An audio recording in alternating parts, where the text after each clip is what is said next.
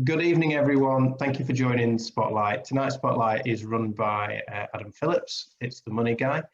And Adam's going to talk to us about how to be successful with our money, how to save, and also how to manage that from a business and a personal perspective. So just a quick 30-second introduction from each of us.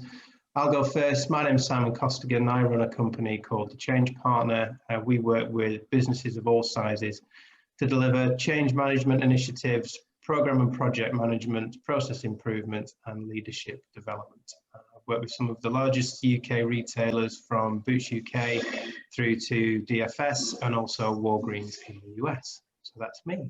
Over to Adam. My name is Adam. I'm the money guy, and I help people and business owners, so head of the household or head of a business, save money and help them identify where they can save money and show them how to make some money as well. Cool, thanks Adam. Neil Lewis. Yeah, so Neil Lewis, I run a small training and coaching consultancy called The Empathy Coach, specializing in self-awareness, emotional intelligence, and all things empathy when it comes to connecting with people. Work with leaders, teams, individuals on building that real empathic practice. I'm really interested in the money stuff because I also run a charity. I am also a yoga teacher and a meditation teacher and wear a number of different hats. And so balancing all of that sometimes can be quite tricky. So really looking forward to this session. And that's just a little bit about me. Thank you, Neil. Other Neil, please. Yeah, thanks. My name is Neil Murphy. I've been an entrepreneur for quite a few years now. I've built and sold businesses, been involved in direct sales, building call centers, selling insurance, and most recently working exclusively with two different niches and brands. One's barbershops and the other one's restaurants and pubs. I've just written a brand new book that I've managed to get onto Amazon. It's all about fast restaurant growth in this pandemic. So really moving into the online order space, takeaways, collection, deliveries, getting restaurants built up and working so that they're not having PDF menus and asking customers to phone, just get it all online. So it's quite an exciting space to be in and quite excited.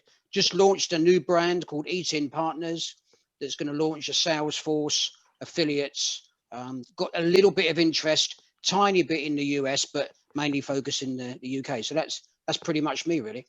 Thank you, Neil. Nick. Oh, hi, thank you very much for giving me this opportunity, Adam, and inviting me. My name is Nicholas Osamoah. I run a company called New Edition Eco Steam Valet. Basically, essentially, I go around and detail and valet cars. I'm also a football coach, so I've got my own football club based in Andover, where I coach under 10 football club, school governor, and also newly elected town councillor. So I've got so many hats that my dreadlocks can't seem to fit in anymore. busy guy. Yeah, very busy. But yeah, it's everything I enjoy doing and I actually love doing. So I'm all about community also. On a side note, also I'm also developing my own car cleaning product, which is all eco-friendly and all non-chemical based products. So wow, that's me in a nutshell. Fantastic. Thank you, Nicholas. Bloody big nutshell. Yeah, I was going to say that's a big nutshell. Big nutshell. And David.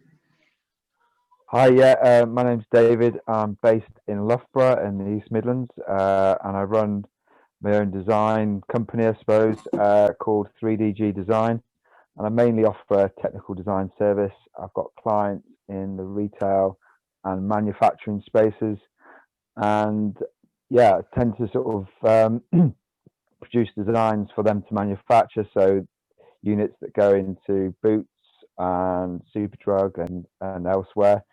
And yeah, I've been going for about 8 years and trying to grow the business. And yeah, that's me. I'm David. Thanks, David. Right, I'm going to hand over to Adam then for the session this evening. Hey, buddy. Thank you very much. I'm going to try that. I've never done this share screen thing, so hopefully it actually works. Host disable participant screen sharing. Okay. I will. Yeah. Okay. Share. Okay, so can people see that?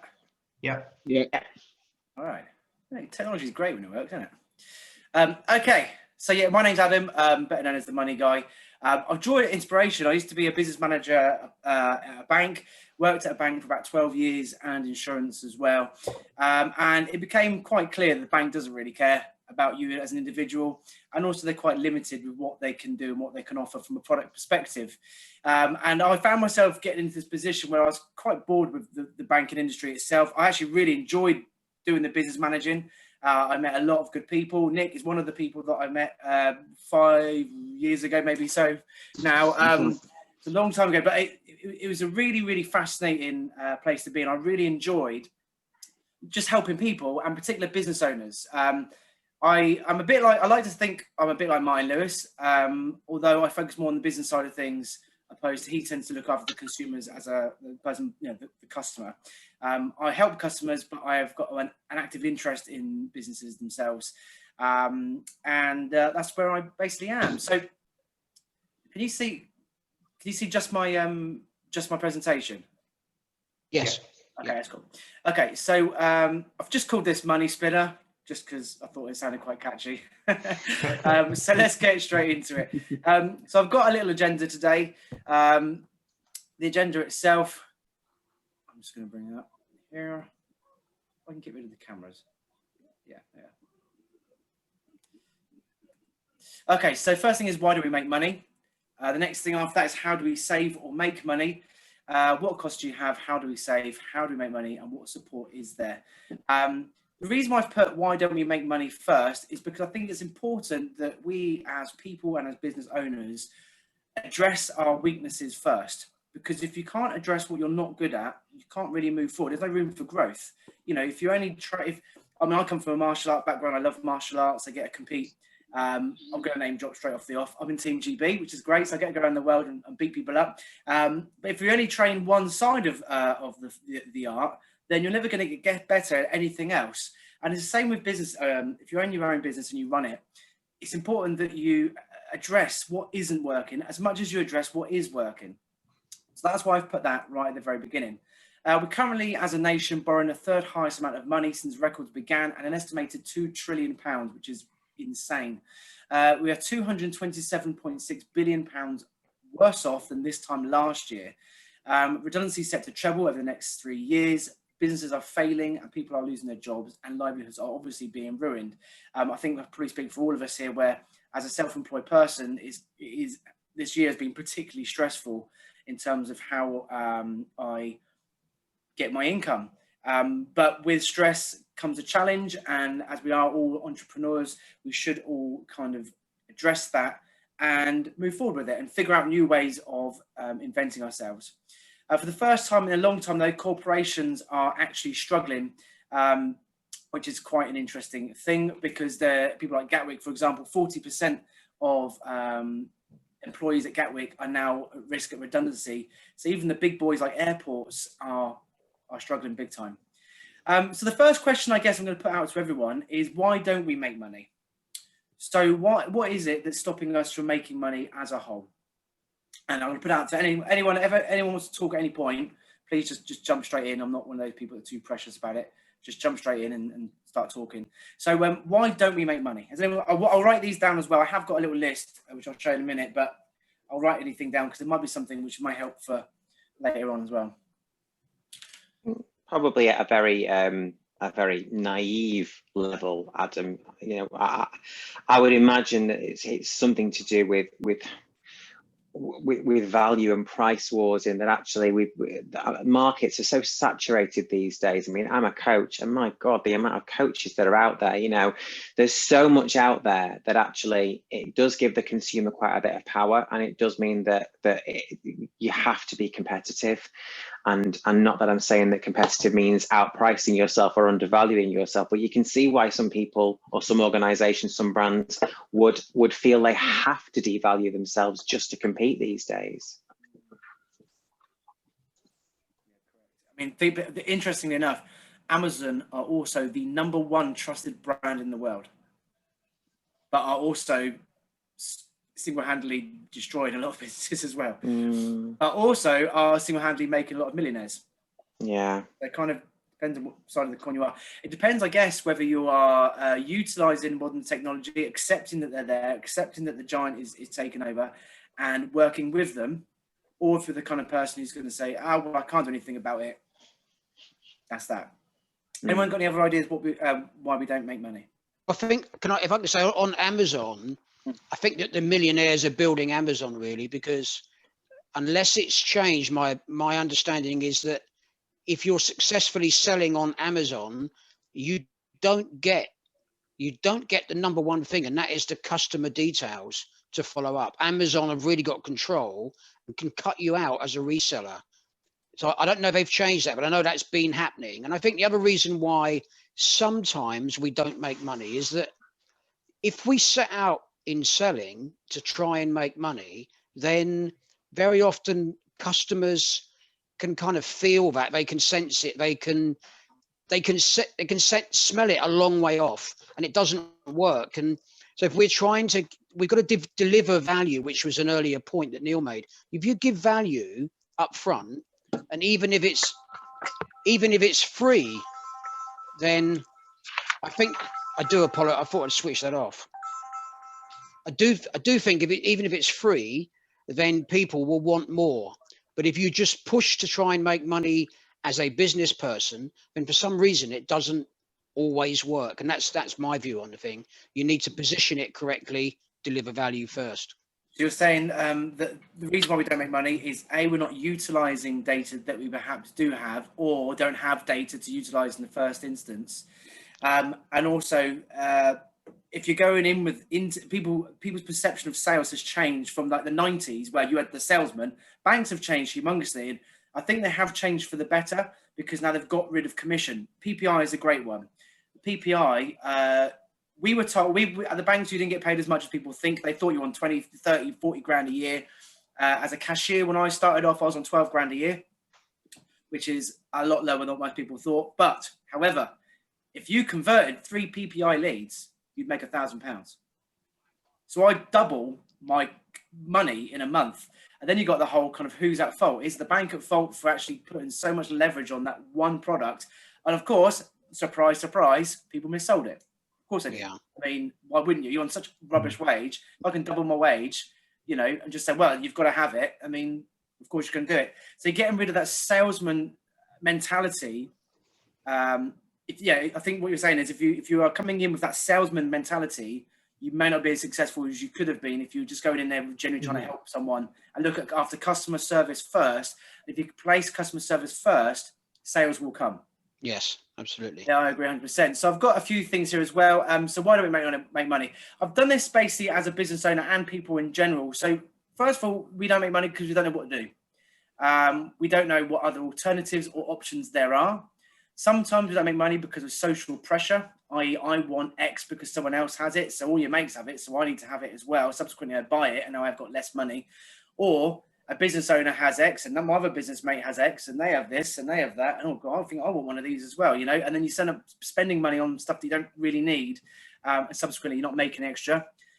Some people don't make money because they pay now and worry about it later. That kind of the whole credit thing is slowly tightened up a little bit because regulation around credit lending underwriting has tightened quite significantly over the last sort of 8 years, maybe 6 years or so. But people still whack it on the credit card, forget about it, and then interest starts mounting up, and of course it starts costing them more money. People don't consider worst case scenarios. They don't budget for it. I did an interesting thing with this. I went to Andover College, and I asked them to think of all the unthinkable things that could happen. And they gave me a great big list of all the unthinkable things, which is interesting because they just thought of them. So we actually are aware because of the unthinkable things, we just thought of the unthinkable things. So therefore the unthinkable things are thinkable, right? So if they're thinkable, then we should budget for it and we should be aware of it and go, is my car tire going to go bang? Potentially, yeah. I might want to save 50 quid, 100 quid just in case. That kind of thing, because we've already thought about it. We know about it. We just choose to ignore. That's the unthinkable is actually the ignored,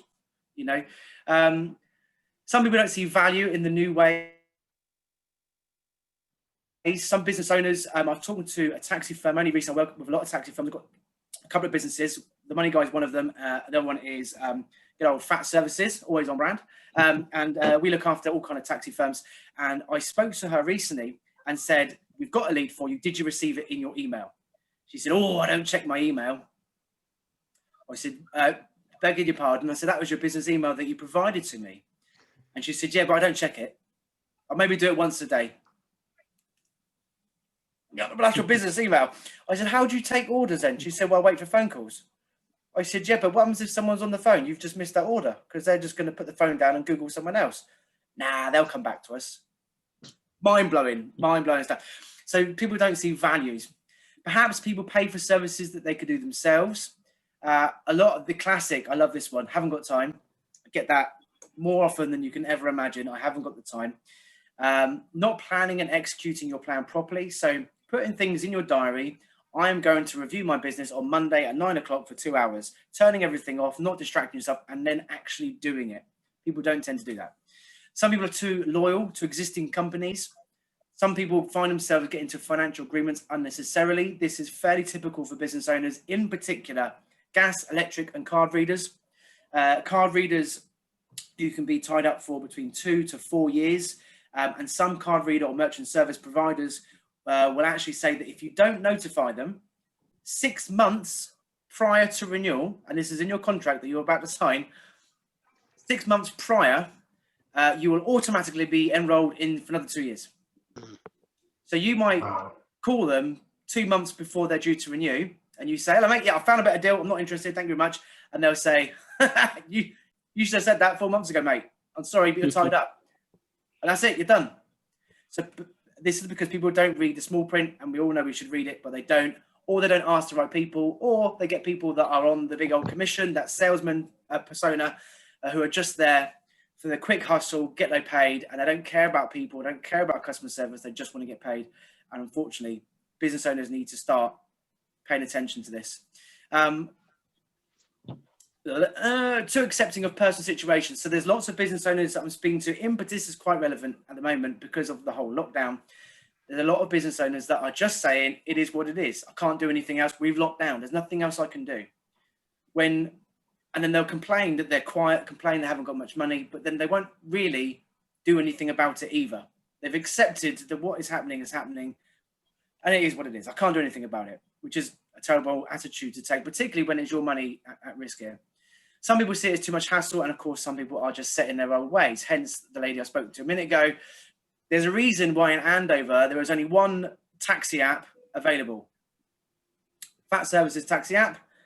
There are 35 firms that I work with. Not one of them have a taxi app, which is because they're just set in their ways. They have a person at a phone who takes a phone call, who books them in. It's old school, but it's not quick, it's not efficient, and people do need to change. So there are there are a few ways. I'm sure you've thought of even more, which we've got some here. Price wars, not utilising data, and of course, trying to get rid of that salesman stigma as well. Ultimately, from what we've discussed, what could we realistically change? So of all the things that I just mentioned, out of them, what could we realistically change? So not knowing what to do, we could learn that. Not knowing other alternatives, we could learn that. Social pressure, don't be pressured. Pay now, worry about it later, change your attitude. You get the, I won't go through each of them, but you get the idea. Every single one of them, we can influence and change if we choose to. And it is a choice, because what business owners are doing, not all business owners, but a lot of business owners are doing, is they're ignoring these warning signs that are blaring right in front of them, including the lady that's apparently got a successful taxi business who is ignoring her business email, which is just crazy. When you're at work, if you're not at work, I can see why you might want to turn it off. I get that. But when you're at work at 10 o'clock in the morning, that should be on. Of course, if you don't know the answers, then you should either learn or employ somebody to do it for you. Ignoring what you cannot do will not improve your business. So the trick is to do it. Ultimately, all businesses fail from the same thing, which is no money. So we need to make sure that that doesn't happen. So the next question is, are you sitting comfortably? You would be surprised how long it took me to do that. I did that on the first take as well. So this is about the chimp mindset. I don't know if anyone's heard of the chimp mindset. I can't remember who told me this. It might be Brad Sugars. I can't remember. Anyway, the chimp mindset. So I'm going to ask you a couple of questions. First one, when chimps are hungry, what do they do? Eat. Over to you. Eat. When they're full up, what do? Sleep. Sleep. Anything else? It's not a trick question. Sit comfortably. Sit comfortably. They sit. They sleep. They stop eating. fling poo all over the place. They have a great time. And then eventually, after they've done with all the sleeping and sitting around, they get hungry again. And then what do when they get hungry? Eat again. Go find some more food. Right. And this is the problem with a lot of business owners is they get into this chimp mindset. They go out, they make their money, and go, I'm done for the week. I don't need to worry about it now. And then next week they go, oh, I'm a bit short this week. Better go back to work again. Which is just a terrible way of doing business. It's not business. Again, I can only go back to what I can relate to, but the taxi mentality is exactly like this. Why aren't you working this weekend? I don't need to. I've earned a couple £100 this week. I'm going to have a few beers instead. And which is absolutely fine. We're all perfectly entitled to having time off. But what happens when you break your leg and you can't drive? And then you haven't got any money? How's the home going to be paid for? How's the bills going to be paid for? And this is the issue. Is some people get into this mindset of earning enough and stopping, which is fine if you're happy with it. But realistically, it could cause real big problems if one day you're the builder and you've broke your leg, you can't work, and you really needed to work, but you're out for 6 weeks and you've got no other income coming in. That's a real problem. And we need to make sure that that's not the mentality that we take. This next one, of course, is how do we save or make money? So what costs do you have? It was obviously one thing that we all need to address. How do we save and how do we increase our profits as well? So I've just chopped it up into these 3 different things here. So as a business owner, what costs do businesses have? Over to you guys. Salary. Your salary, yeah. Rent. Office rent. Rent, yeah. Shop rent. Yeah. General Insurances. expenses. Insurance, yeah. Software. Marketing costs. Marketing costs. Yeah. Software. Equipment. Software, yeah. Stuff like phone, utilities. Utilities, big one, yeah. So we all spend a lot of money on our businesses, and some of them we legally have to have. Things like, public liability might be necessary. Employers' liability insurance is essential. If you've got employees, you have to have it. So there are some things you can't avoid. You should have to pay. So ultimately, these are a list of things that I've got: gas, electric, card reader, insurance, subscription, stock, waste disposal, and of course the list goes on and on. Even tax is a bill, and people don't account for it. I've seen business owners come into the bank asking to borrow a sum of money, let's say £4,000 because a tax bill is due, and then you say, right, that's fine, but in 6 months' time you're going to have to pay that again. You understand how this works, right? But then you're going to have to pay it again, but you'll have this cost as well. I'll just redo the loan in 6 months. No. Of course, out of all these things, the question is, what could we change? What can we influence? Out of all of these things listed here, which ones can we actually influence? And pretty much all of them.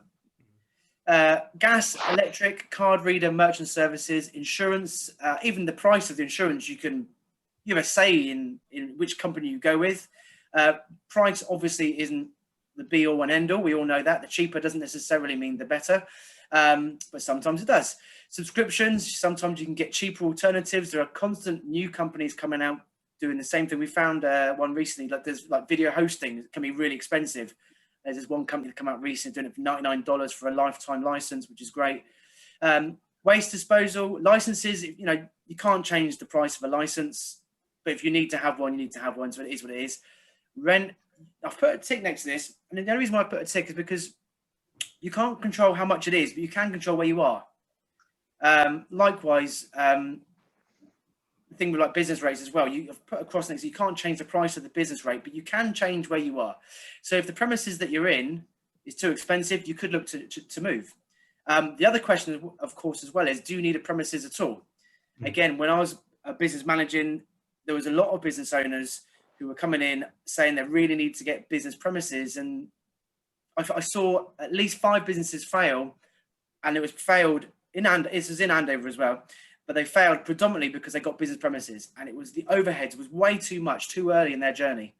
You know, they didn't have the repeat business, they didn't have the customer, they didn't have the data, and subsequently within 6 months, the rent costs just obliterated any profits they were making.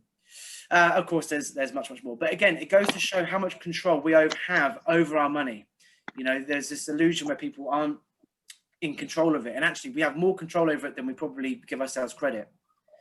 So next thing is, how do we save? And I've come up with 4, there may be others, but I can only think of 4 main ways that you could save. The first one, of course, was to switch. So this will keep your amenity, just a different supplier. So think gas, electric, bank account, mobile phone. It doesn't necessarily mean better quality, but it doesn't necessarily mean it's cheaper directly, but it could give you more value for your buck.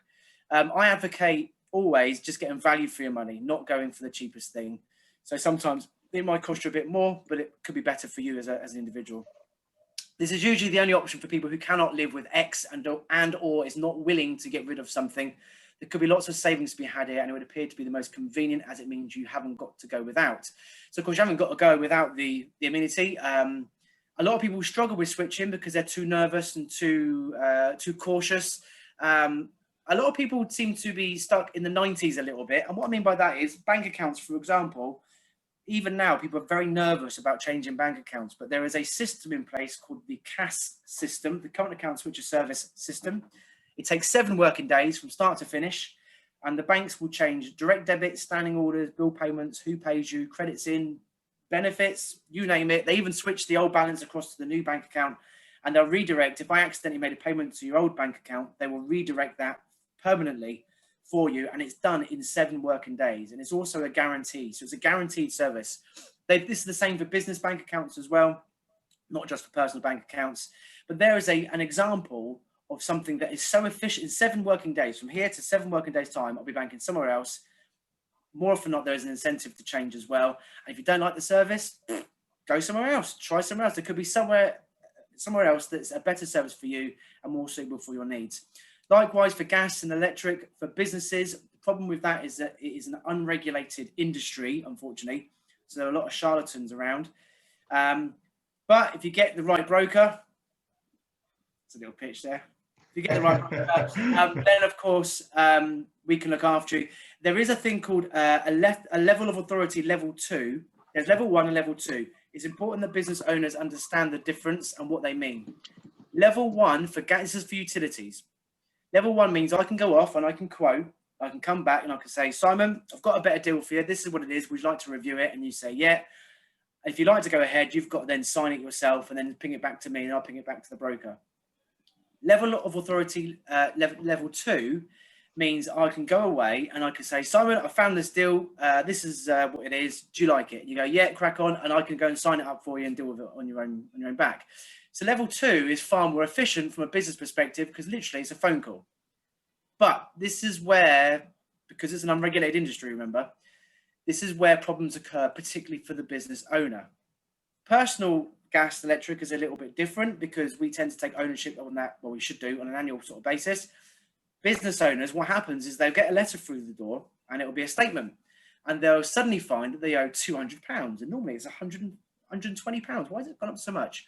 And it's because the broker has signed them up for another 3 years at a more expensive rate. And the reason why they've done that is because they get more money, more commission. The problem is you gave me authority to act on your behalf. So you are absolutely stuffed. So it does come with a warning. If you are a business owner and you're doing business, gas, electric, or any contract, level 2 is very, very good. It seems very attractive. I do level 2 as well myself.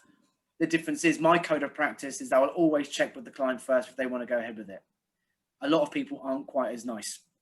So it's just worth knowing that because suddenly you could find yourself paying a lot of money quite quickly and for a long time as well. So the next thing, so you could switch. The next thing you could do is you could just downgrade. But I don't like the word downgrade because it's a very clever marketing tool. People call it, the marketers call it downgrading because it feels like you're getting a worse deal. The better way of thinking of it is, are you making it more relevant for your needs? And that's it. Are you making it more relevant to your needs? it kind of evokes that you're kind of not getting a good deal. So if you are, rather than downgrading, if you had a mobile phone for argument's sake, and the deal was unlimited calls, unlimited text, unlimited minute, a whole shebang, and it's 50 quid a month. If you realistically just ask your phone provider, and they will provide you with these sort of stats, and when it's due for renewal, say, how much on average do I use on my text, on my data, and on my minutes? What is my average? They have to tell you. It's not a choice. They have to tell you. And you might find that having a restricted tariff, this is just for mobile phones, by the way, but just by restricting your tariff by saying, let's say 200 minutes, 200 texts, and 2 gig of data might only be £25 a month, you've just halved your cost. And it's the same across the board. Gym membership's another one. Do you want the platinum one, or do you want the sort of rubbish one? If you realistically aren't going to go swimming, don't buy it. If you're a business and you've got all this fandangled telecom system, if you're not going to use it, what's the point? Downgrade it, or make it more suitable for your needs is a better way of thinking of it. Don't think of it as a downgrade. So you could switch, you could downgrade, you could just use less. I mean, it says what it does in the tin. Have what you've got, just use less of it. You know, turn the heating off. Don't flush the chain quite as often. Put an extra layer of clothing on. Don't open the windows for a draft, so on and so forth, you know. Even like card readers, from a business perspective, if you've got a card reader, perhaps you could ask for a bank transfer, so using the card machine less. Because if a bank transfer is free, merchant services like a card reader will cost you money and eat into your margin, so you could do that way, for example. So you could switch, you can downgrade, you can use less, or you could just get rid entirely. I won't go into detail of this one. If you don't need it, just get rid of it. Simple as that. This is the one that makes the most saving, obviously, because there's zero. As soon as you've got rid of it, you're not paying it. So this makes the most saving. However, this is the one that people tend to struggle with. They just don't like things being taken away from them, particularly things like the classic Sky. You know, you've got all the movie channels, the sport channels, and then realistically, you think about it, you go, I've got kids. Realistically, I'm never going to watch a sport channel. I would love to watch a sports, but Peppa Pig's on, so I'll probably go watch that, or, you know, Ben and Holly's Little Kingdom, or whatever it is. So realistically, I don't need it. And if I do get to watch a movie, by the time I get around to watching the movie, the kids are in bed, I'm fast asleep because I'm knackered. So it's pointless. So get rid. So you can switch, use less, or you can get rid of as well. Okay, so how do we make money? It's all about prioritizing, of course. There's a short-term expense versus the long-term expense. So sometimes the best way to save money is by spending a little more. So for example, I've put on here, like, if you might need a new laptop. Yes, it'll cost you £1,000. So on the short term, it's cost you, going to eat into your this month's money. But if the laptop is way more efficient than the old one, for example, and it works out, on average 2 hours a day that you're not waiting for things to load and think about and do that kind of stuff, then you can make your money back within 16 hours on the basis you're earning £30 an hour. So that would be a sound investment. So sometimes just investing in, like Nick, for example, get yourself a more efficient steam cleaner. Yeah. All right, it's expensive to begin with. I give you that, fair enough. But if it's going to make your job quicker, more efficient, and you can charge the same fee, cha-ching! You're going to be. It's going to be worth. It's a sound investment. Yeah, absolutely, Adam. I just want, if you don't mind, I just wanted to mention that even streamlining it helps you streamline your business.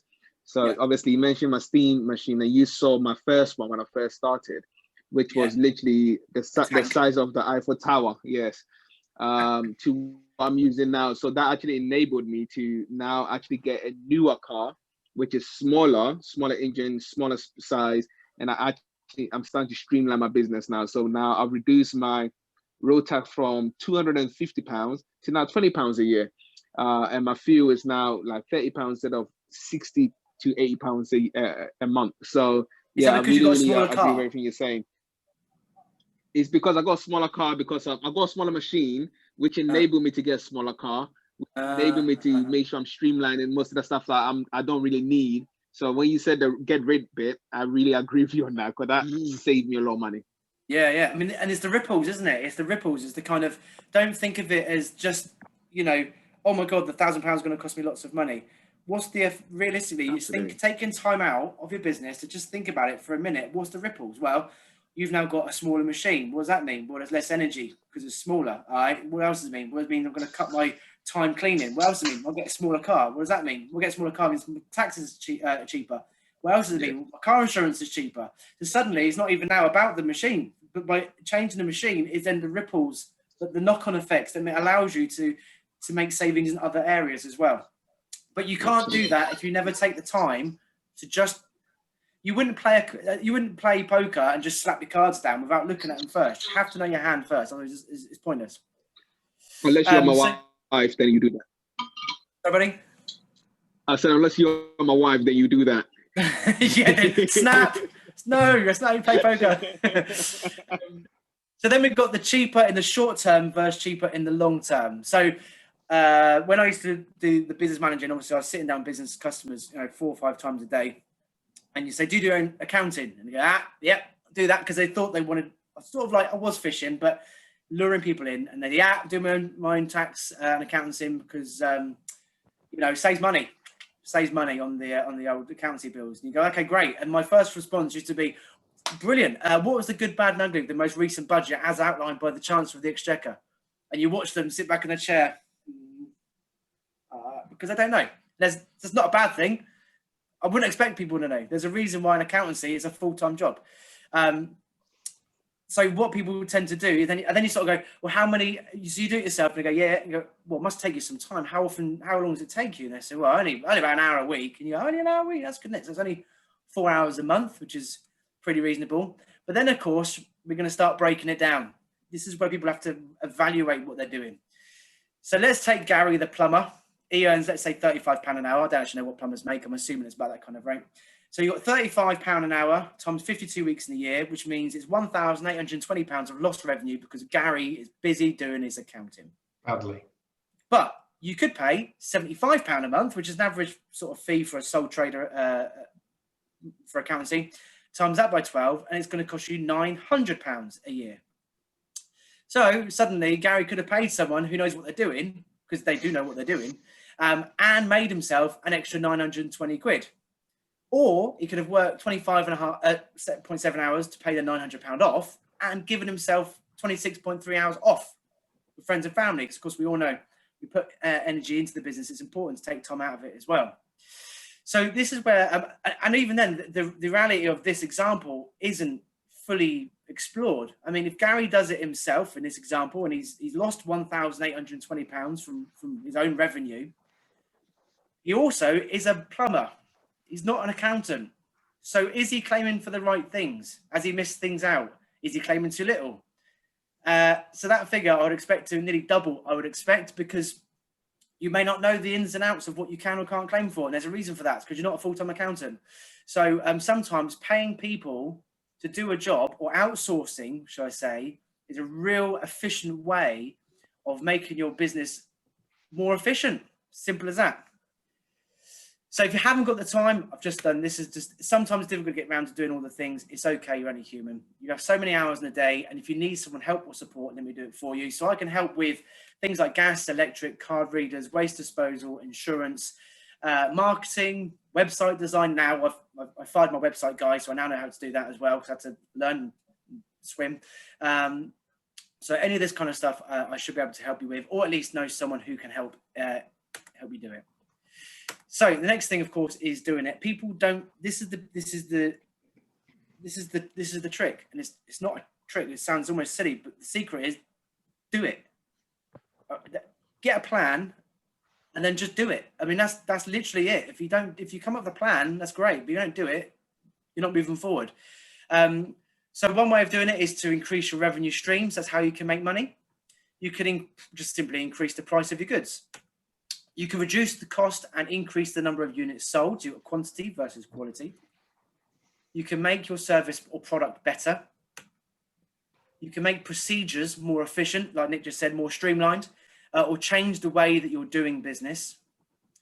And you can make your product more prominent. In other words, market it better. It's also worth mentioning you could seek, as this is another way of increasing how do we make more money, you could look to seek like capital investment, but this wouldn't necessarily increase turnover. More often than not, investment itself would be used for one of the above 6 items. I I will come back to this a bit later on, but it is worth looking at the bounce back loan currently for us. Okay, so figure out new ways increase your revenue streams. So we need to expand on how you make money. So we are not ordinarily, some industries we are restricted by what we're allowed to do. So you're not ordinarily restricted, but most you can make up as you go along. So if you're a hairdresser, you could cut hair, obviously, but you could also sell hair products. That could be a separate revenue stream. You could do classes. That could be another revenue stream. You could teach at college. That could be another revenue stream. You could set up a YouTube channel. I mean, you get paid for YouTube if you're going to, it does involve a lot of graft, but there is a potential separate revenue stream there as well. A physio can do the same. They could sell products. They could do classes. They could teach. A detailer, like Nick, for example, could do exactly the same. And I wanted to go to you, Nick, personally, for this one, because not only are you very inspirational, but it's like people like you that make me want to do more. And I've already done a lot, but I would love it because I just love it. I love the energy that you bring to the table. But you've started cleaning cars, and I remember you used to charge 20 quid to do a car, which was brilliant, by the way. And there was something else I need to come back to you later on as well, but I'll see if you cover it in a minute.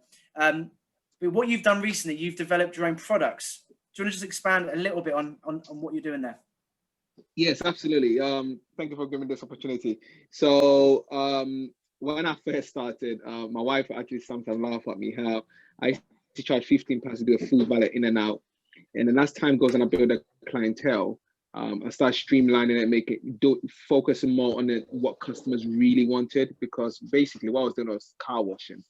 And I wanted to just make sure I stand out from the crowd. So I got into more detailing.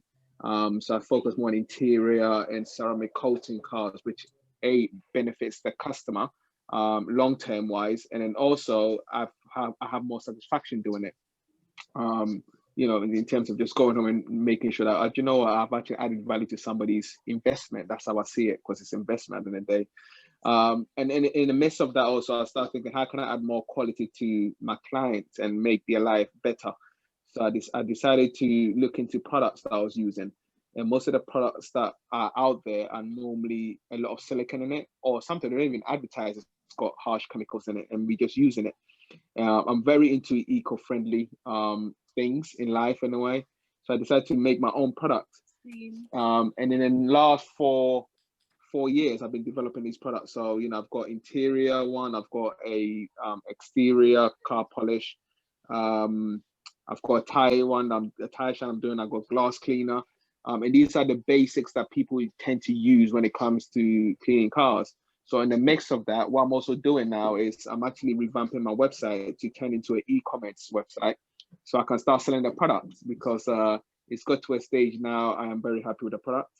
And now I'm just trying to push the product out there. So the next stage will be marketing it and making sure that the right people that needs it get to know about it, because that's really key for me, because I just don't want to put anything out there just for the sake of putting it out there. It needs to make sense, it needs to be safe, it needs to be effective, and the end result needs to be better. And that's all based on, you know, lines of trying to streamline my business and making sure that my clients get the best out of, you know, what I tend to do. So we are 4 years in now. My website is being done, hopefully done this week. I can start selling online. I will start looking at Amazon and eBay, but I wanted to push it through my own channel and really put a lot of energy behind it before I actually go into some of these Amazon and so forth. So that's in a nutshell what I have done. And I also written it down here, obviously online. We, you know, earlier Neil hit on it that, you know, Amazon is becoming the powerhouse and online is where we need to be. And I think as a business, it'd be silly for me to say, you know what, I am gonna keep doing what I'm doing. It's been great for me for the last 5 years, and just sit there and let time go by. So I'm having a lot more stronger online presence, social media. I'm doing a lot more on that too. My Google page, I actually get all my biggest average spend customers come from my Google search, which is ironic really. And that's all based on, like I said, streamlining it and making sure that A, my pricing reflect the work I'm doing, and B, you know, creating other products around it to support, you know, what I believe in. So it's more to do with my what I believe in that I think is good, which at the end of the day, customers are valuing it more compared to just creating something that people can use. It needs to be tangible, it needs to be meaningful to people. So that in a nutshell, is what I have been getting my head into for the last couple of months, to be honest with you. Perfect. Thank you, Nick. And yeah, this is it. It's about what Nick's doing is he's gone, right, I can clean cars. I can keep cleaning cars. That's one way I can do it. And then you go, I could also offer an interior cleaning service. Well, why not? Well, then actually, I could sell products. Why not just make products as well? And I can sell them. And then eventually you should be in a position where you could be making money whilst you're asleep, which is the best place to be. Automation, which I'm going to touch on in a second. But thank you very much, Nick. We are not restricted by what we can do. We are only restricted by how we can think. So if we can't think of other ways of doing it, then we can't do it, simply. Until we're consciously thinking of how we can move our business forward, then we can actually go and execute it. So right Adam, can I just interject there and just for a moment follow up on what Nicholas just said? Nicholas, it might be worth, and you may well be onto this, but if you are cleaning and valeting a specific brand of car, let's say it's Mercedes, and you get satisfaction from cleaning Mercedes cars, then you can search on Facebook for people with a certain income who will pay you more, and you can search for people that follow a certain and have a certain brand of car.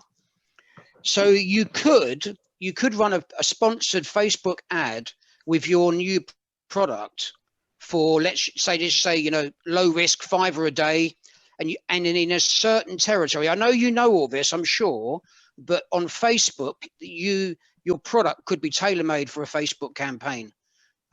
Did you get where I'm coming from, Adam? Does that make sense? Absolutely. You can tell you what, rather than doing when you do an advert for it, you can literally specify the age, how much they earn, if they've got a Mercedes. You don't necessarily want to be cleaning people who's got a Ford Fiesta. That might be out of turn saying that. But if you want to hit the people like the Jags, you know, the big boy ones, the Lamborghinis, you can literally send an advert to people who have those vehicles. Yeah, you could have it if you've got customers with certain brands of car that you want to get more, then they could be your case studies, they could be your testimonials, your success stories, and then you can target more people like that within whatever territory. If you've got a 25-mile radius of where you work, you want to cover, then you could do that. You could run you could very, very quickly put together a very smart and explore a smart campaign on Facebook to test it out. It may not work, but it wouldn't cost you a lot of money to find out. And I got a strong feeling it could be worth exploring. Anyway, I just wanted to interject with that. It flashed through my mind when you were talking, but congratulations on what you're doing. Well done. It's a great job. Oh, Nick, your audio's off, Nick. Thank you. Thank you very much, Neil, for that. It's food for thoughts, and I really, really appreciate it. I like anything that challenges my mind to think outside the dreaded box. So yeah, that's fantastic. Thank you. Good man, well done. Which also touches beautifully. Thank you, Nick, for that wonderful link there, which leads on to my next slide, which is thinking outside the box. So right now, businesses are closing because they're non-essential and then complaining they have no income. But if they read the GUMP, it actually says that they can operate if they have a click or collect or delivery service. So get it done. Think outside the box. I mean, I've had pubs and restaurants who say, no, we're not really geared up for that. Buy some plastic pots. Done. Click and collect, sorted. Next. It baffles me that people are too happy to accept their fate and just say, well, we're non-essential. No, we've closed. Oh, dear. No, you can open. It doesn't say non-essential shops have to close permanently. It just says if you offer a click and collect or a delivery service, the delivery service, if you have a car, you could get, and it does mean more work, granted, because you normally only work 9 to 5. It does mean having to, you could close earlier. You could close at 3 and do a good delivery for 2 hours in the afternoon. It does mean a cost for diesel or petrol, but it means you're selling stuff. You know, there are loads of different ways you can add revenue streams to your business. Can you add affiliate links to your page, perhaps? People can make money from that. You can make money by introducing people to other businesses. This is perfectly ordinary. Hey, Neil, do you mind if I send people your way and it'll be worth to you £1,000? Do you think you give me £100 for me referring that business to you? Okay, yeah, fine. We'll make 900 still, and you make 100. It's perfectly ordinary. Can you sell other products? Can you do other treatments or services? And can you do YouTube? The list is not exhaustive here. It can go on and on and on, but it's just trying to think, what can I do to add? So if one thing isn't working, then this stream is already working. It's fine. You know, so I've got fat services. If that's not working, I might have earned a bit of money this month on Money Guy. If that hasn't worked, I might get UK Custom Sportswear and Clothing. That might have made me a bit of money this month. By having multiple revenue streams, if one falls down, more often than not, there's another one that's picking you up somewhere else. So this man here, the amazing James Khan, said, you do not have to invent the wheel. You just got to make it better. It's as simple as that. There's a reason for that. Like we said already, it's not about Nick, for example, you clean cars for a living. So you could go, oh, there's nothing else I could do to make this better. But wait, you can, because you give them the attention, you're to detail. You can do the inside, you can sort the glass. Whilst you're here, I'll do other person's car for half price or whatever the thing is, you know. I'll let you know when I'm on my way, so you're not waiting around for half an hour for nothing. You know, all these little things can make a huge difference to your business and plan. Sometimes making money is simply by raising how much you charge. So we could just increase the price of goods. Sometimes by making money simply by raising how much you charge. This has been the cornerstone mantra of a lot of online pros. You see a lot of people do this online high ticket sales and they say, oh, you just got to charge $350 and people will see the benefit in it. And sometimes this mentality, as balmy as it sounds, works. By just charging more, the ideal about you flips and suddenly they'll start paying you more. Nick, I'll go back to something that you touched on earlier on. When you were doing 15, 20 quid a car, obviously you were working. I knew how you were outside the back of Santander for like the whole day doing everyone's cars for like 60 quid. Now, I don't know if you would you mind just disclosing with everyone, what's your average spend, do you think, per vehicle? So at the moment, my average spend is about 150. Right. And you're getting that, and you're busy. And yeah, I'm very, very busy. So I always say to people, I steady myself because, you know, with mine, I just want to make sure when I go in, I spend quality time on a car. So I spread my appointments out evenly throughout the week or within the coming weeks. So I'm always busy, but at the same time, I'm not rushing myself to deliver poorer service. So for me, it's getting that balance right. And bearing in mind, it took me 2 years to actually master that. I think the light bulb really came on when I was doing a client's car in Abesan, and the poor guy came out and he said, you know, you've done a great job, but if I didn't know you do a great job and I just saw your prices, I wouldn't have called you. He said you're too cheap. And that was the bombshell, and that was about 3.5 years ago, and that was the bombshell for me. And he was a lovely guy. He would just give a good feedback, and he was like, I think you need to review your prices. And then I looked at the competition around me and see what they were doing compared to what I'm doing. And I thought to myself, yeah, I am definitely not in the right spaces of pricing. So I had to be honest with myself and said, you know, I got it wrong from the start, but then I've made it better. So now I tailor my service based on people's need rather than just putting it generic. So you've got some people who do silver, gold, and platinum. For me, it's worthless. In my opinion, it was worthless because you almost put people in a box once again. So if you call me, for example, you call me and say you just want your seats done, and I say, yeah, that's fine, I'll come and do your seats. I get people calling me just say they want the roof lining just done, and I'll come in and I'll make sure I price it right and I do it. So I tailor it to what people need rather than what I think I need to do. I mean, this is it. Sometimes making things too cheap can give the illusion that it's too cheap and therefore it's rubbish. But I think it's important as entrepreneurs that we are, that we don't undervalue what you're doing. If you are adding value to someone's life or business, people do, and they should rightfully pay for it. You know, if you're going to pay me £200 a day to review your business, but by me being there for one day, if I can add tens of thousands of pounds to your bottom line, that £200 is well spent and fully justified. So it's important that we don't, and it's hard because we're in an environment where it's hard, it's difficult to kind of give yourself a pat on the back.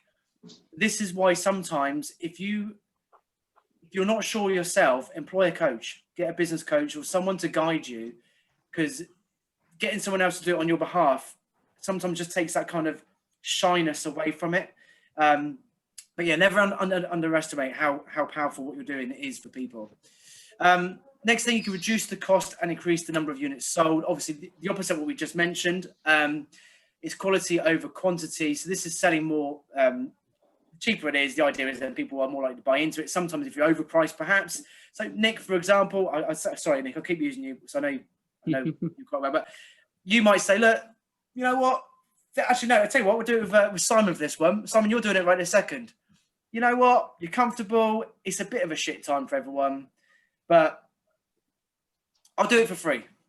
You're welcome. Don't worry about it. And you're doing it because you're going to be generating some business. And you're hopefully going to be getting a couple of leads, and then you just need one person to buy later on in life. And sometimes it's okay to be a little bit cheap because it works. It's a great marketing tool. You know, like Nick, you might do a buy one, get one free. Do you know what? Screw it. Don't worry about it. It's all about marketing yourself and making sure you're doing it for the right reasons. Also, I'm sorry, on that point also, bearing in mind, look, I'm a very local driven person also. When I first started my business, most of my top clients now came through some of the donations I made through raffles and charity raising. So I actually did a lot of free jobs. And now some of my top clients, I met them through them winning the voucher that I donated. And in consequence, I've gained a lot of customers along the way. Yeah. So yeah, sometimes giving that free time. Got to give. Sometimes you got to give, and then sometimes you'll give it. I mean, when I was in the banking industry, it was the banking curse when you said to someone, "Oh God, I got such and such, they're worth nothing," and then 9 times out of 10, and genuinely, this happened.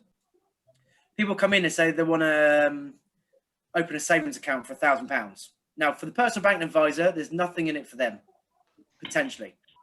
But when I was doing it, my take on it is, but that person might have a mum, a dad, a nan, a granddad, an uncle, an aunt. They probably all live in homes, which means I've got opportunity for home insurance.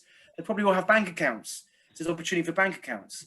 They may have, one of them they might be opening a kid's account for 100 quid. They could have 100 grand in Halifax across the road. Until you sit down and you talk to them, you don't really know the customer. So sometimes making assumptions is our biggest killer, because more often than not, the guy that's dressed like a tramp is worth the most amount of money. So by stereotyping and assumptions can kill your business, or it could kill a real opportunity that you might have. The other way that you could make money is just by making your service or product better. All the brands you see in front of you now, we are all well aware of, and they're all trusted brands at the top of the game, earning billions of pounds per annum. They're regarded as good compared to their competitors, and their service is usually quite good as well. So what can you do that sets your business apart? Nick, you mentioned it earlier on. What can you do? What is it that sets you aside? Me personally, I have my taxi business, and essentially it's transporting people from one place to another.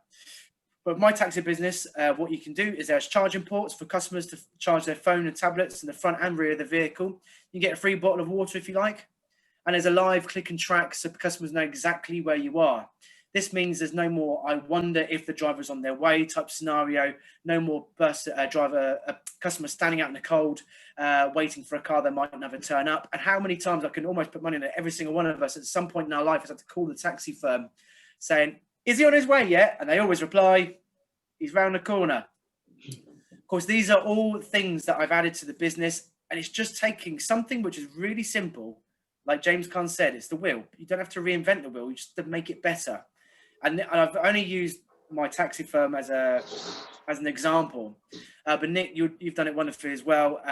Neil, I know about the work that you do as well. So it's taking something which is incredibly ordinary and just making it better. You know, making your service better could also make it more efficient as well. Let's bring it on to the next thing. So change your business. Now, this is a biggie. The Brad Sugars test. I don't know if everyone knows who Brad Sugars is, but if you don't know who he is, it's worth Googling him. He runs multiple multi-million-pound businesses. Myself and Neil Murphy went on a seminar down in Southampton, the Bowl. Was it? Yeah. Ages Bowl, wasn't it? Yeah, down in. Yeah. And we went there for a couple of hours seminar with him, and it was brilliant. And one of the things he said was everyone to stand up. I won't get everyone to do it now. Everyone to stand up, and he said, and sit down if you need to be in the business. But if you're not working, can you still earn money? If you are one of those people that if you are asleep, you are not earning any money, then sit down. 90% of the people sat down. He said, right, you guys standing up, congratulations, you have a business because you're making money whilst you're asleep. You don't need to be there. All the other ones who just sat down, unfortunately, I'm sorry, you don't have a business. You are self-employed, probably doing a great job, but you don't have a business. So for all of us here, we need to work out how to have a business, because then it gives us more time. We have more time to do whatever we want, so on and so forth. So imagine a world where you can make money in your sleep. This is all about automation. Nick, you are on that path, my friend. You said already about you've got the products. There are lots of ways you can do it. You are nearly on the cusp of not having to go to work to earn money. And that, if you can automate your business or even semi-automate your business, it can be a real powerful tool to either free up your time to spend more time with loved ones, for example, or it might give you more time to focus on the things that really matter, like working on your business opposed to being sucked into working in your business. So could you automate things like how people book into your diary? That can take time, but if you automate it, it takes that out of the equation. How people can buy things from you, how people contact you, for example, phone calls. If you're taking phone calls, you either have to sit by that phone and be available, or you have to pay someone to sit by that phone in case the phone call comes through. And if you have a mobile phone, because you could say, well, I don't have to sit by it, I've got a mobile phone, so I can go anywhere I want, which is great. But then the second person calls whilst you're on the first call. You've just missed that call. And then the next question, of course, is how much was that missed phone call worth? And the reality is you don't know. You have no idea unless you happen to be able to get hold of them. So by automating your business, that is the absolute game changer. I did this recently as well with my taxi firm app. What I was doing at the time, you can specify which firm you'd like. And I was having to get it and then go, they want one to call, and then I'd copy it and paste it to the one to call firm. And then I'd have to call them up. So I've just sent you the job. Let me know if you can do it or not. If you can't do it, come back to me. And then obviously that took time, especially on a Saturday night when I was doing 150 plus jobs a night. I've now figured out how it was because of this seminar that I went to, that I then went home and thought, how can I do this? I figured out, I learned how to write apps, and I worked out how if a customer selects one to call, that email goes straight to them. So I'm completely cut out of the equation, thus making the business more efficient, and also gives me more time to sit at home and drink beer because I haven't got to do it. It's taken out the equation. It's made my business more efficient. The money is in the repeat business. So of course, this is under the change your business, maybe change the way you do business is important. But again, this comes back to the working on your business is more important, or can be more important than working in it. When a customer says no to you, do you ever talk to them again? And if a customer says yes, do you ever talk to them again? It's important that you diarize little information about people. Nick, you play football. Fantastic. You run a football club. I picked up on that. I can make a note of that. There's no reason why I couldn't make a note of that. I'll put in my diary in 2 months' time. Call Nick. He didn't want any money help today, but I'm going to see if he wants any help today in 2 months' time. Give him a call. Nick, how you doing, mate? How you doing? How's the football team? All right? Good. Okay, great. But just because they said no today doesn't mean they'll say no in the future. Bearing in mind, people might say no. I might say no. But my wife might have a car. I might not drive, but my wife might drive. My mum might drive. My dad might drive. My nan, you get the idea. So by never talking to a customer, if they say no and just going, it's a lost lead, crossing it out, that's the worst thing you should do. You've made contact. You've taken the time to make contact. The money is in the repeat business. Once you've got this information about your client, that is data. And more often than not, people are blissfully unaware that they are in possession of data. I'll take, for example, a situation recently. I had to diversify my business because of lockdown part 1, and I turned it into a delivery company. Of this particular firm that I was helping out, I took note of the name of each customer and the address of each customer that I was delivering to. Obviously, that's all above board, GDPR rules and regulations, all above board, because I need to know that information. And I also took note of what they were ordering. At the end of the month, I went back to the particular firm and I said to them, which is the most successful thing that you sell?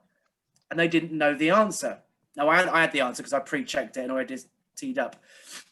I also said, out of all the areas around Andover, where is the most successful? Where are you getting most orders from? And they didn't know the answer. I had the answer because I did the data. I kept the data and analysed it. And this is the problem. People are getting data and they don't know what to do with it, or they're not even recognizing that they have it. If I said to you, the person, that the people in Riverway, you have more customers in Riverway than anywhere else in Andover, and they all bought cinnamon buns, for argument's sake, guess what I'm selling next week? And this is where the business wasn't paying attention to the data that was abundantly clear in front of them, you know? So it's important that we take time to analyze any data that we obtain, record it, and don't just sit on it. Actually look at it, actually review it, and analyze it and say, what can I do with this information? Maybe your business just needs to rebrand entirely. Sometimes it's just worth looking at what you've got and say, do you know what, maybe we need to complete rebrand because it's not doing particularly well. We're going to do a complete change in how we do things, restructure and everything, and rebranding seems appropriate as well. I've just added that at the bottom because it seems a bit drastic, but sometimes rebrand is what businesses will need in order to help make them more money. And the last thing for this one is how to make your business more prominent. Now, a wise man told me it's not the best product that wins. It is the one with the most attention that wins. So we just let that sink in a little bit. It's just trying to figure out what that means. It's not the best product that wins. It's the one with the most attention that wins. So if I don't know about your product, I won't get it. But if I do have the attention of your product and I like it, then I probably will. You know, so this wise man was a man called Neil Murphy. He's an entrepreneur, an all-round legend, and here you are, Neil. And Neil and I meet up on a regular basis, probably 2 or 3 times a week, and we just throw ideas around. And it's great to have someone, and we should all have one. We should have a buddy where you can just go to bounce ideas off each other.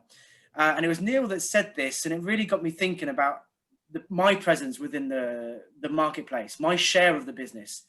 Am I being the most loud? Am I getting the most attention? Because ultimately, that's what marketing is all about.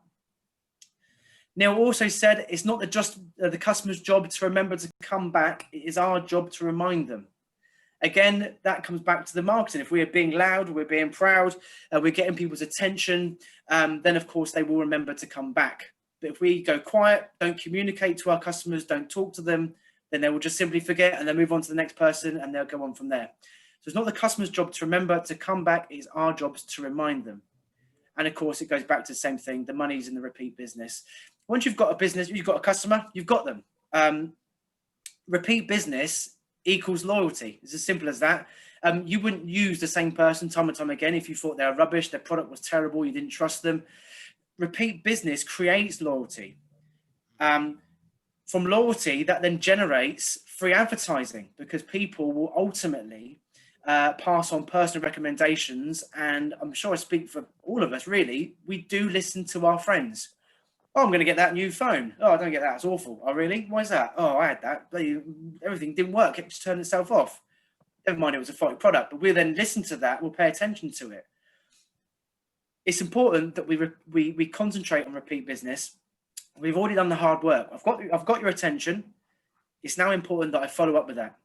Whether it's a phone call, an email, or if you've got an app, send a push notification to them and keep communicating to your customers because otherwise they're just going to disappear. Never before have we been in a position where a business can become so prominent so quickly. I'll put this for my fat services again. In the first 4 weeks, I think it was, in the first 4 weeks of setting up my Facebook page, I had 10 times the audience of the most established taxi firm in Andover, which is exceptional, if I must say so myself. Never before has a business owner been in such a fortunate position where you can get that much attention so quickly. If you go back 20 years, 30 years, you would have had done canvassing, knocking doors, you would have to be on a radio, you would have to be on, if you can afford it, television adverts, you had to be in the paper and the traders, section. All of that cost hundreds of pounds, nowhere near as cheap as social media marketing. And even then, I don't even think today, right now, I'd be where I was with the audience that I have if it wasn't for social media marketing. So we need to really utilize that, take on board the fact and move with the times that social media marketing plays such an important role in our day-to-day job, and move forward. So to make it more prominent, you need to advertise old school ways like newspaper, yellow pages, and radio if you can afford it. As I just mentioned a minute ago, social media marketing is so efficient financially. It can provide you with data that you could never tell from any of those other items. If I put my ad in a newspaper, Simon, how many people saw your advert? How long did they read it for? How long did it take them to turn the page until they moved to the next thing? How many took your phone number? How many ripped out the advert and stuck it in their wallet? The answer is you just don't know. You have no idea. So the old way of doing things needs to be moved on. And if people aren't doing this kind of advertising, they really are going to fall behind. And I know people say, yeah, I won't believe in all that Facebook malarkey. No, but you know what? Blockbusters don't exist anymore because they said to Netflix that downloading films won't work. Unlucky Blockbuster. So clever marketing, did you know that this is touches what Neil said earlier on? You can send an advert of a particular gender with a particular interest who has been to a particular place and take an interest in one of your adverts for a particular length of time, and you can target and retarget potential clients. And the best part is, going back to another point I made earlier, it's automated. You haven't got to do it. So you set it all up and you let it run. Done. And Facebook will even, you can, I say Facebook and Instagram as well. You can send out simultaneous adverts, and whichever one is doing better, they will put more money towards the one that's working. Fantastic. Also, if you watch one of my videos, and let's say the video is for 1 minute, I can send then another video to someone if they've watched 75% of the video, if they've watched 50% of the video, or 25% of the video. I can also set up so you have, let me just do this very, very quickly. So you can have one advert, and then you can have 3 other adverts. This is very, very loose. And then this could be 25%, this could be 50, this could be 75. So you can have one advert, and depending on how much person one watches, if they only watch 25%, they'll get this advert. If you've watched 50%, you'll get this advert, and 75%, you'll get this advert. It's insane how good social media marketing is at the moment and advertising. And if you get it right, like Neil was saying earlier on with like Nick, if you want, you can target people if they've got a Mercedes car. Is how difficult would it be for you to walk around the villages looking for the Mercedes cars and dropping your letter in? It would take you days to figure that out. This is done in about 5 minutes. It's insane. Of course, use data. When you launch an advert, it's not the number of likes that's important, it's what you do with them. So this advert, this number 1, this is the first bit, first stage. That's where you get the likes. But that's often where people stop. And they say, brilliant campaign, that. Oh, God, I got 500 likes. Right, on to the next advert. That's where you need to redo it. The money is in the repeat business. I say repeat business, advertising, retargeting is repeat business. You're going back to the original person, consuming that information about your business. So, I mean, if someone said to you, here's a first advert, would you buy something straight away? Chances are, if it's the first time you've seen an advert on a business you've never seen before, the chances are you're not going to buy from them. If you see it enough times, you may start doing it. So yeah, this is what I need to just stress really. If you do an advert on Facebook, don't just boost the post. It's great for Facebook because they make tons of cash. You need to set up an actual proper ad campaign. And then those 100 likes, if you can send a second video to those 100 people, then you're cooking on gas, and that's where the money is. Of course, you could ask for a review. This is another way of how you can make extra money, just to try and keep it back on topic. You're making your product more prominent. By asking for a review, you are making your product, your business more prominent because you go up the scores for SEO, search engine optimization, and SMM, social media marketing. If you've got my business and I clean cars and Nick cleans cars, and I've not had a single review for a year, and Nick's had a review every single day of the week for the last year, guess who's going to be on top? It's as simple as that. Nick will be more relevant, you'll have more reviews, and ultimately people are going to go to Nick first. It's as simple as that. So if you've got a review, don't be afraid or ashamed to ask. It's one of those things that most of us, if I said to all of you, do you mind just leaving me a quick review at the end of it? Most of you would have no problem with saying, well, fine, no problems at all. But we feel like we shouldn't ask because it's, I don't know, we sort of put up our own blocks, we put up our own walls, and we need to stop doing this because we're putting the blocks and the brakes in our own business.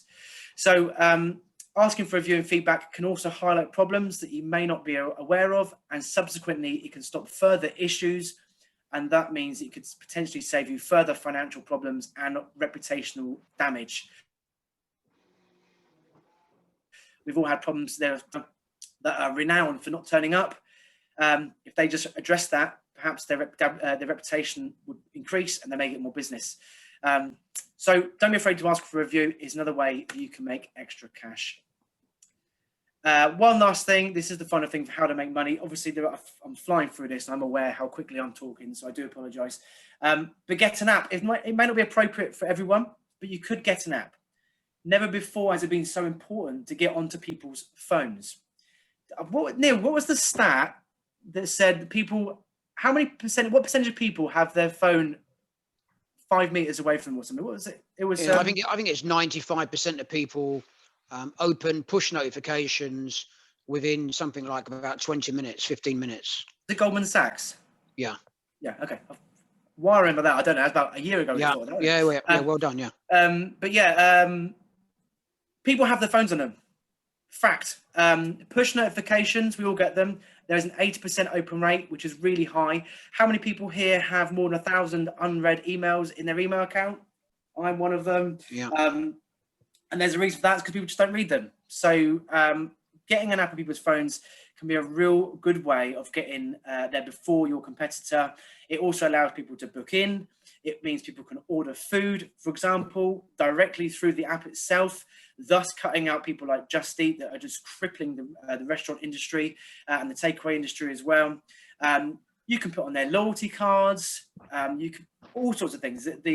Having an app on people's phones there's a loads of things you can do, including videos, top tips. You can send, hey, read my latest blog on such and such. Hey, Mr. Customer, just so you know, we're still here. You know, you can send push notifications for anything. And push notifications you can also send to a single person, a group of people that you select or pre-populate. You can send it to everyone. You can even send push notifications so it's geolocated. So, for example, if someone happens to wander into Alpha Cars, guess what? They're getting a push notification from Fat Services saying, hey, what are you going in there for? Don't go in there. I'm well cheap. I'm much better. I've got charging ports in my one. You get a free bottle of water, you know, so you can even send push notification, and that's automated as well. Once you've set the push notification up, if someone wanders into your competitor's premises, you can send them an automatic push notification just to direct them back this way again. So, and of course, you get data as well, customers' age, you know, where they're located, which then can help you with your social media marketing, because who you think is your customer. I think middle-aged men is my best customer. Then you look at the data and you realize actually 20 to 35 years of age woman is my target customer, because actually more people are listening to me. Who's that? It then helps me manipulate and change my social media marketing ad campaign as well. App isn't always suitable for everyone, but it's an option and it should be explored if you can do it.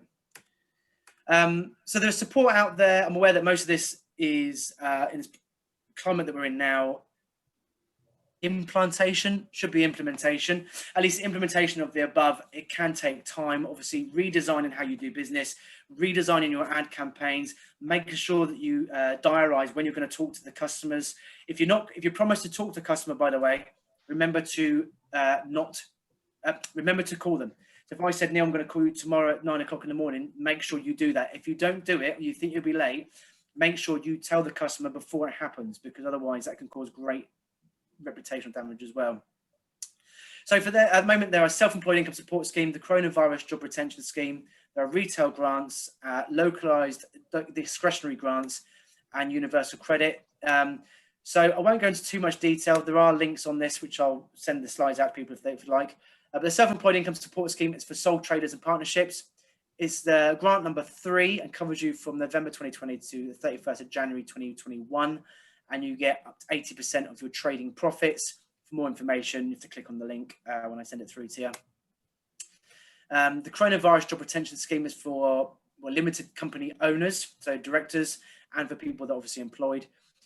This is extended until the 31st of March 2021. You must be PAYE, and you get up to 80% of employees' wages, and they up to 2.5 grand, and they will pay national insurance contributions and minimum pension contributions as well. Again, I'll click the link because it goes into quite a lot of detail. You can also get money through retail and hospitality grants, so up to £934 per 28 days. This depends on your rateable value. This is for people who have business premises. If you have business premises, then these grants are still, they've come back. These are the ones that people got back in March. They then stopped it and they brought it back for this second lockdown. Not a lot of people know about it because they haven't advertised it anywhere near as much as they did back in March. But if you've got business premises, it's worth reviewing. Again, I've attached a full document.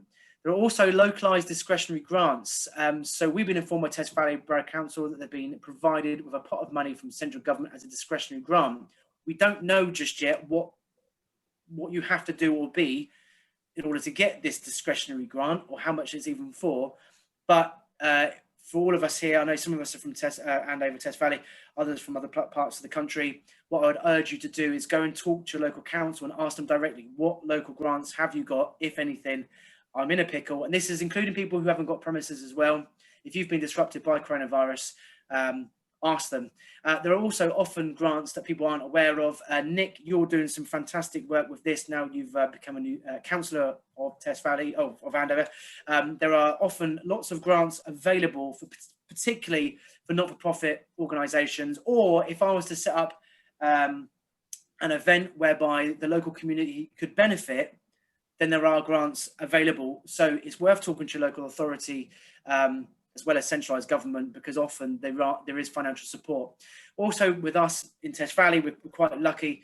There are also a thing called an enterprise scheme. So if you want free mentorship, free help, free advice, free business advice, it is there. So again, talk to local council, see what help there is for business owners. There probably is more than you expect. And of course, there's universal credit to top it all up if you can do it. The last thing I wanted to just talk about was the bounce back loan. I mentioned it earlier on. This is a bonus additional help. The bounce back loan. I've taken it. I don't know if anyone else has, but it's incredibly cheap for commercial lending. It's only 2.5%. It's fixed interest. 2.5% is nothing. You can now borrow up to 10 years. It was 6 years, but they've extended the term up to 10 years. And you can borrow up to 25% of your turnover. If in lockdown part 1, you went for this bounce back loan and you took, let's say, 15% of your turnover, there is now a facility for you to top up your bounce back loan, and you can take the additional 10%, but you have to go back to the original lender that you got it from, and they will top up your bounce back loan up to the maximum of 25% of your turnover. There are very little checks. The reason for that is simply because the government are 100% backing it, which means the banks are guaranteed their money. So this could really help with either your wage and or could be an investment for any of the ideas above.